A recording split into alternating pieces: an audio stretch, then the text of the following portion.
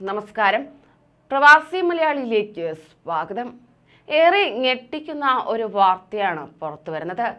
പലപ്പോഴും വിമാനങ്ങൾക്കകത്ത് വെച്ചോ വിമാനത്താവളങ്ങൾക്കകത്ത് വെച്ചോ ഉണ്ടാകുന്ന ആക്രമണങ്ങൾ നാം കേട്ടിട്ടുണ്ട്. എന്നാൽ ഇത് അപൂർവങ്ങളിൽ അപൂർവമായി തന്നെ കേൾക്കുന്ന ഒരു വാർത്തയാണ്. അതായത് മ്യാൻമറിൽ വിമാനം ലാൻഡ് ചെയ്യുന്നതിനിടെ യാത്രക്കാരന് വെടിയേറ്റതായി റിപ്പോർട്ട്. മ്യാൻമർ നാഷണൽ എയർലൈൻസ് വിമാനത്തിന്റെ ജനറൽ ചില്ല് തുളച്ചെത്തിയ വെടിയുണ്ടയേറ്റ് യാത്രക്കാരന്റെ കവളിലാണ് പരിക്കേറ്റിരിക്കുന്നത്. ഏകദേശം 3280 അടി ഉയരത്തിൽ വെച്ചാണ് വിമാനത്തിനുള്ളിലേക്ക് വെടിയുണ്ട വന്നു പതിച്ചത്.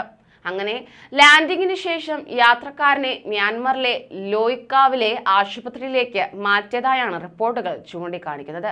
ഈ സംഭവത്തിന് പിന്നാലെ നഗരത്തിലേക്കുള്ള വിമാനങ്ങൾ അനിശ്ചിതകാലത്തേക്ക് റദ്ദാക്കിയതായി ലോയ്ക്കാവിലെ നാഷണൽ മ്യാൻമാർ എയർലൈൻസ് ഓഫീസ് അറിയിച്ചിട്ടുണ്ട്. ഇതുകൂടാതെ ആക്രമണത്തിന് പിന്നാലെ സുരക്ഷാ സേന വിമാനത്താവളത്തിലും പ്രദേശത്തും സുരക്ഷ ശക്തമാക്കിയിട്ടുണ്ടെന്നും സൈനിക ഭരണകൂടം അറിയിച്ചിരിക്കുകയാണ്. 64 യാത്രക്കാർ വിമാനത്തിൽ ഉണ്ടായിരുന്നെന്നാണ് കണക്കുകൾ ചൂണ്ടിക്കാണിക്കുന്നത്. എയർപോർട്ടിന്റെ 4 മൈൽ വടക്ക് ഭാഗത്തെത്തിയപ്പോഴായിരുന്നു വെടിവയ്പ് ഉണ്ടായിരുന്നത്. വെടിവയ്പിൽ വിമാനത്തിന്റെ ബോഡിയിൽ വലിയ ദ്വാരം രൂപപ്പെട്ടതായി റിപ്പോർട്ടുകൾ ചൂണ്ടിക്കാണിക്കുന്നു. ആക്രമണത്തിന് പിന്നിൽ വിമതരാണെന്നും സൈനിക ഭരണകൂടം ആരോപിക്കുകയാണ്. അതേസമയം ആരോപണം വിമത വിഭാഗം നിഷ്പക്ഷം തള്ളിയിട്ടുമുണ്ട്. ആക്രമണം നടത്തിയവർ കരന്റീൻ നാഷണൽ പ്രോഗ്രസീവ് പാർട്ടിയുടെ ഭാഗമാണെന്ന് മ്യാൻമറിൽ ഭരിക്കുന്ന സൈനിക കൗൺസിൽ വക്താവ് മേജർ ജനറൽ സോമിൻടണിന്റെ പ്രതികരിച്ചു.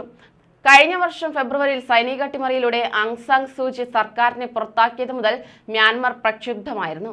വിമതരും സൈന്യവും തമ്മിലുള്ള പ്രക്ഷോഭത്തിൽ ഇതിനോടകം മ്യാൻമറിൽ 2000-ലേറെ പേർ കൊല്ലപ്പെടുകയും 15,000-ഓളം പേർ തടവിലാക്കപ്പെട്ടിട്ടുണ്ടെന്നുമാണ് കണക്കുകൾ ചൂണ്ടിക്കാണിക്കുന്നത്.